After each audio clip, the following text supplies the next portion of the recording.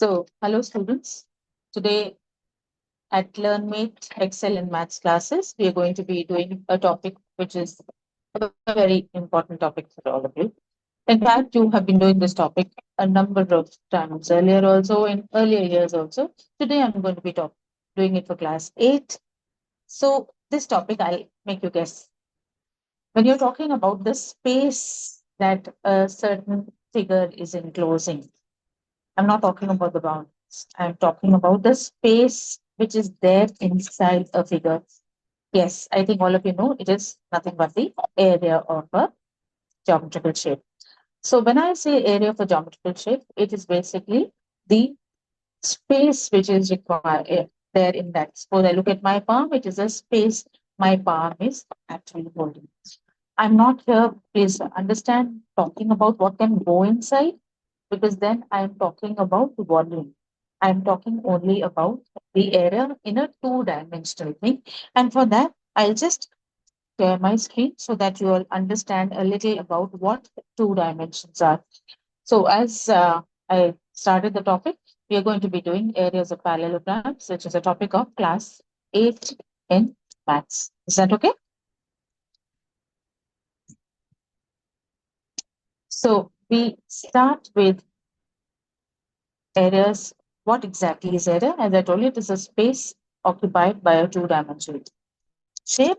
And when I talk about a two-dimensional shape, it is nothing but a vertical and if I just need to show it to you with the help of this is your vertical axis and this is your horizontal axis. Something which you can draw on your paper, a vertical axis and a horizontal axis. So anything that in the early years you've done as geometrical shapes, a square, it has a vertical axis, horizontal axis. A square, as you've been learning in previous years, it is a two-dimensional closed four-sided figure where each one of the interior angles is 90 degrees, right? Similarly, rectangle, if I go elongate that square, it becomes the length becomes bigger than the breadth. So the sides are no longer equal, but each one of the interior angles is still 90 degrees, right? So here you have a square, a rectangle, then come to a triangle. A triangle is a closed three-sided figure in which your angles can be of any size, your length of the sides can also be of any size. A circle is a one-sided closed figure. It does not have multiple sides and no vertices. So as you have seen, they can all be drawn on paper, and if they can be drawn on paper, they can be drawn on paper, whether it's a square or something, they become two-dimensional. You can't go inside the paper, right? The moment you go inside a paper, it becomes a three-dimensional object. As I have just shown you here, here in this case, it is a three-dimensional object, which is a cuboid. It has a breadth, right? It has a breadth. It has a length. I'll just make this slightly bigger so that it is visible. It has a length and then it goes inside. So it's either a depth or a height. So here we are not going to be talking about three-dimensional figures. We're only going to be talking about two-dimensional figures and their areas. Early on in years earlier, you have learned about the area of a square. I'll just do a very, very brief recap so that we can get into the topic and it kind of links up to what you're learning. I've taken a square which is of side 3 centimeters. Side 3 centimeters means whether you take it the horizontally or the vertically thing, you're going to be having 3 centimeters. And I've divided that square into smaller squares, say of 1 centimeter square each. How many squares did I come up with? 1, 2, 3, 4, 5, 6, 7, 8, 9. So 9 is the area of this particular square and it's referred to as centimeter square because you are multiplying 1 centimeter along one axis with another centimeter on one axis. So it becomes centimeter square. Now 9, if you see, in terms of 3, what is it? It is a product of 3 into 3, which makes it 9 centimeter square. So what is 3 in our particular square? It is the side. So it becomes side into side, which is the area of a square.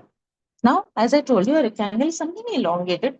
Now, in the rectangle, all the sides are not the same. The length is longer.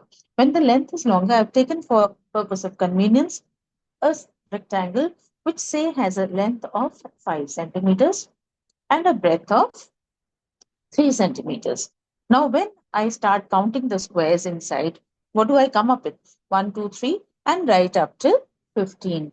So, the area then becomes 15 square centimeters.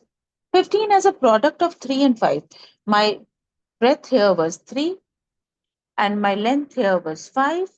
So, if I have to try and write it as a product of 3 and 5, it becomes 3 into 5. So, here comes my area of a rectangle as length into breadth, because the length was 5 centimeters and the breadth was 3 centimeters.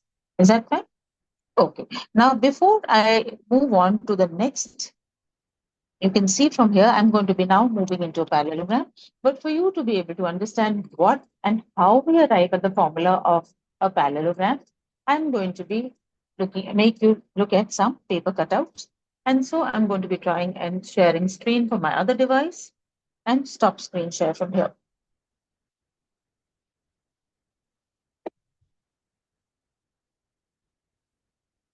So I screen share from here, and I think you should be able to see now.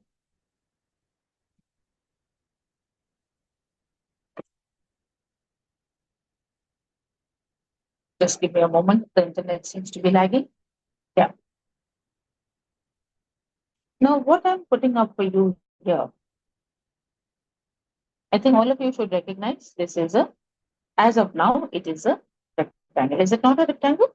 Yes, because I have right angles at each of my interior angles. I have two parallel sides on one edge and another set of parallel sides on the other. Now, what do? I cut out this triangle, and once I've cut it out, I come and take it this side. Now, I've placed it this side and see what it has become. You know, by definition, a parallelogram is a geometrical four-sided figure such that you have two pairs of opposite parallel sides. And did I put in any other triangle? I just moved this triangle from here and I put it this side. So I have not used any other space. The space has just been cut out from this part and it has been put here. So technically speaking, the area still remains the same. But what did I have in the case of a rectangle? In the case of a rectangle, what was my area? It was length into breadth. Now here in the case of a parallelogram, I do not any longer call this long side as the length. I call it the base of the parallelogram. It is sitting on this base. So it is the base of the parallelogram. And here, this then, I don't refer to as the breadth, I refer to as the height of the parallelogram, right? This is the height of the parallelogram. So if I look at it as a rectangle, this is area length into breadth. If I look at it as a parallelogram, just let me check my internet. I think my screen needs some. Yes, it is okay. Check it out from there as well. So yeah, it's come back. When I look at it as a parallelogram, it is base into height. Is that okay?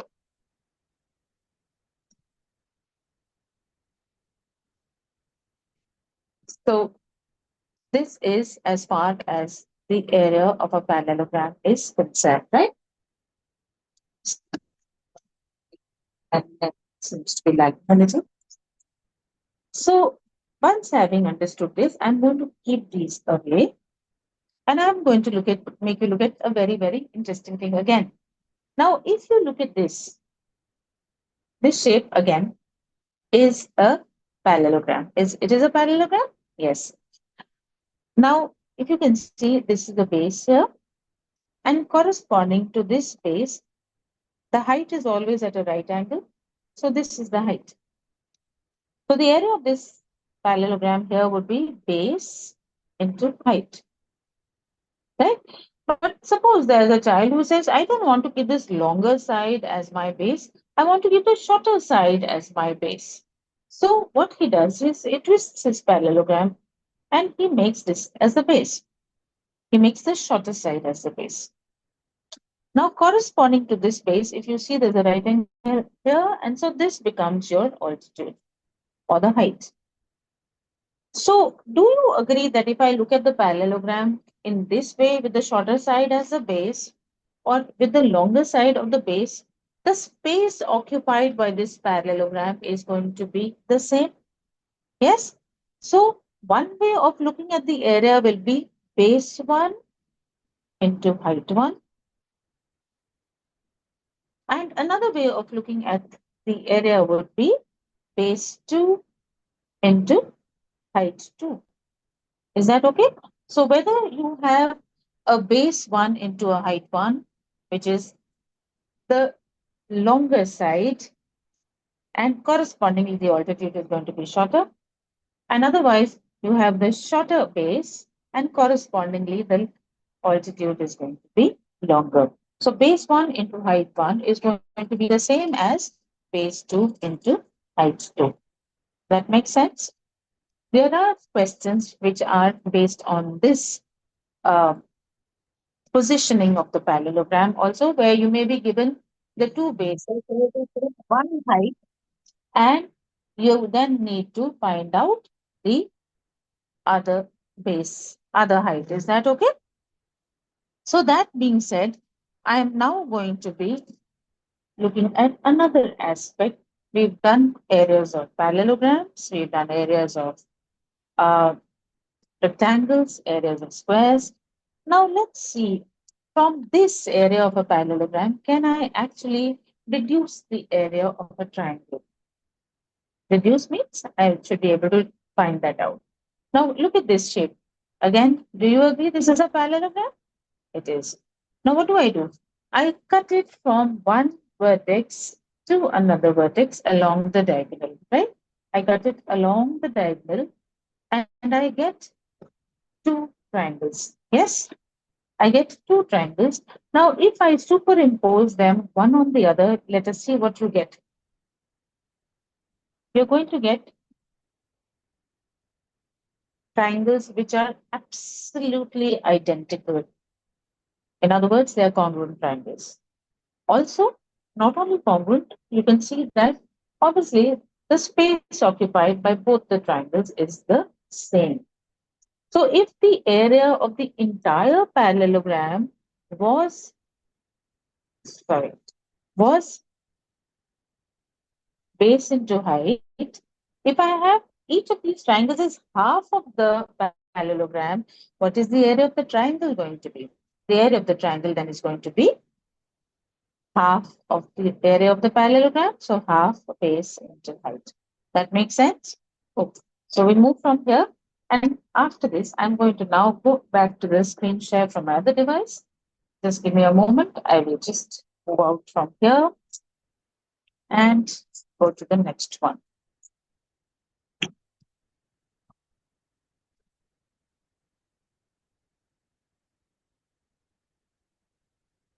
So I think now you can see my other device screen. Now, when I look at the device, at the rectangle which I was talking about, here, what have I done? As I showed you in practical, I have cut out a part of the rectangle, that is A, and from the left, I put it onto the right.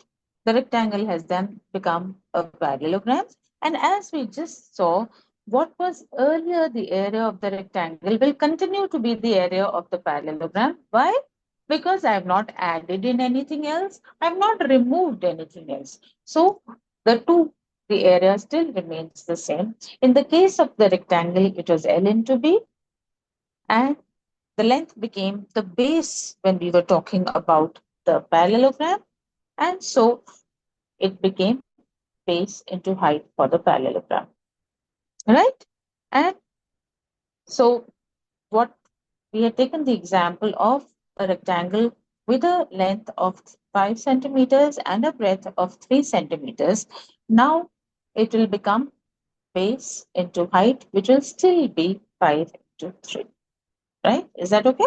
Now, moving on, I just told you that we may have questions where we are asked to talk about the base and height according to the orientation of the triangle. Do you remember this particular thing which I was showing you? Yeah. So let's just have a look at this question here.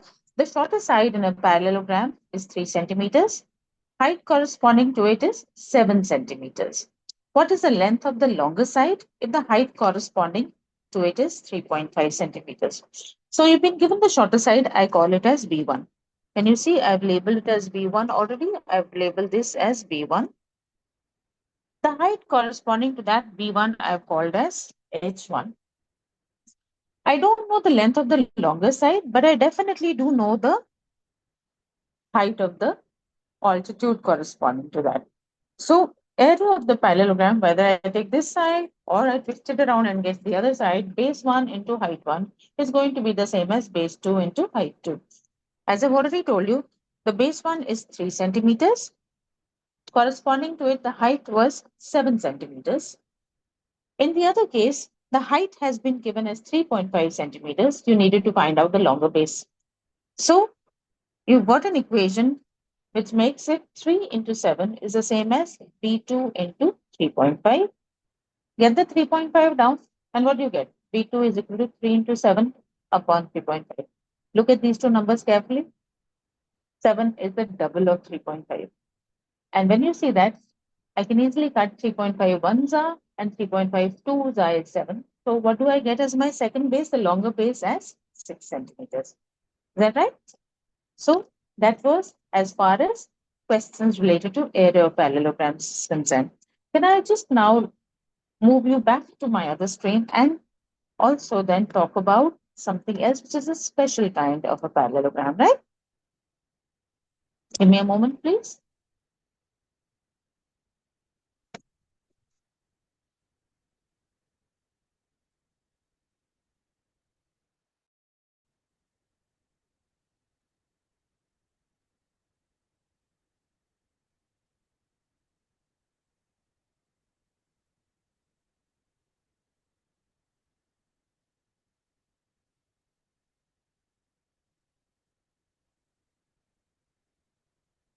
Yes. Now, if you notice, I have a special parallelogram. Why am I calling it special? It's a parallelogram. Why? Because AD side is parallel to BC side. AB is parallel to CD. So it's a parallelogram. But I have all the sides equal. All the four sides are equal. And mind you, this interior angle here is not a right angle. So it's not a square. It is referred to as a rhombus. Now, when I connect the opposite vertices in a rhombus, the two diagonals AC and BD bisect at a point O in such a way that they form a right angle. So if I have an 8-meter long diagonal, 4 centimeters is going to be on the left, 4 centimeters is going to be on the right. Similarly, if I have a 6-centimeter long diagonal, 3 centimeters is going to be on the top and 3 centimeters is going to be below. Now, in this case, how do I find out the area of this special parallelogram? Remember, I don't have the base. I don't have any of the sides, so I cannot find out my area using my formula of base into height. Let us see what can we do. Can I definitely divide this into upper wala triangle, below triangle? So this becomes ABD, one triangle, and BCD, another triangle. Can I find out the area of this triangle? I know what is the area of a triangle. It is half base into height. My base here, what is it? 4 plus 4, 8. What is my height for this triangle? It is 3. So let's just have a look here. Area of the rhombus ABCD is going to be area of triangle ABD plus area of triangle ACD. Area triangle ABD then is equal to half base into height, which is half of the whole BD into AO, which is half 8 into 3, 12 centimeters square. So this is the area of the triangle above, and that gives me 12 centimeters square. Similarly, the area of the triangle below then, which is triangle BCD, is got the same base, 8 centimeters, and the height inverted becomes 3 centimeters. So similarly, triangle BCD area is also 12 centimeters square. So I just need to add up the two areas, area of triangles ABD and triangle BCD, and get the area of the entire rhombus ABCD. So what do I get? 24. Now let's see how I can relate it with the two diagonals. Remember my two diagonals were 8 centimeter and 6 centimeter. 8 centimeter was a horizontal longer one, and 6 centimeter was the vertical one.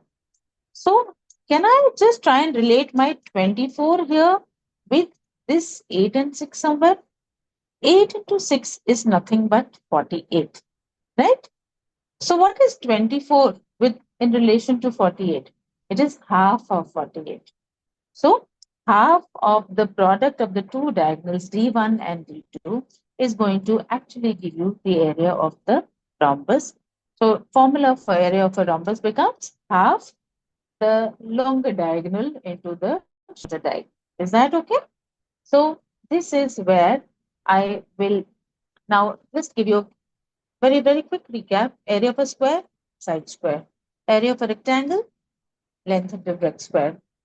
Area of a parallelogram, base into height. Area of a triangle, we just try to find that out. It is nothing but half base into height. I've also told you about area of a parallelogram, which can be looked at either as base on the other side, base on the other side. So V1 into H1 is V2 into H2. Then finally, I spoke to you about area of a rhombus. Area of a rhombus is nothing but D1 into D2. So the rest, for the rest, if you want to learn from me, you'll have to get back to me. Your numbers are flashed on the screen. My contact number is 7738021600. And my classes go by the name of Learn Meet Excel in Maths. I also, as you can see, teach English. So it's English till the 12th and Maths till the secondary classes for all boards. Get in touch with me if you find my lectures interesting. Thank you. Have a nice day.